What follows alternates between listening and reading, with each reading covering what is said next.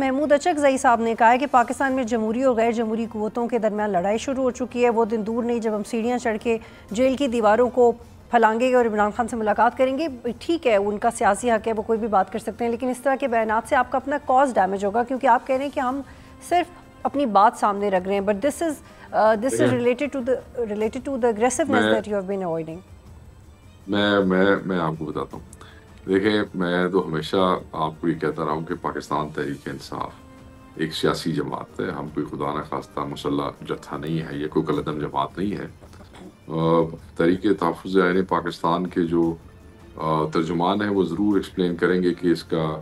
سیاق و سباق کیا تھا جس پہ انہوں نے یہ بیان دیا۔ میں بحیثیت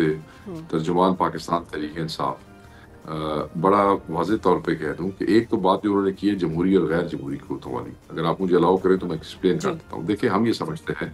کہ جو حکومت ہے، چاہے وہ پنجاب میں ہے چاہے وہ مرکز کے اندر ہے، یہ حکومت جو ہے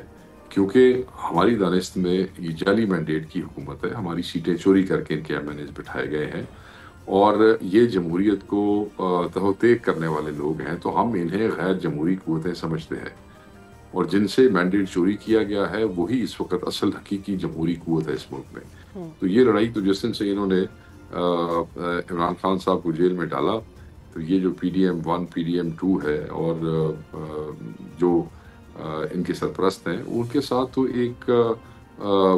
چیز بڑی واضح نظر آ رہی ہے۔ باقی رہ گیا کہ وہ دیواریں پھلانگ کے اندر چلے جائیں گے، تو یہ اس پہ اچکزئی صاحب خود بتا سکتے ہیں۔ پاکستان تحریک انصاف کے حوالے سے تو اگر کوئی آفیشیل پالیسی سٹیٹمنٹ ہوگی تو وہ سلمان اکبر راجہ صاحب دے سکتے ہیں۔ سبسکرائب کریں اور بیل دبائیں تاکہ کوئی خبر رہ نہ جائے۔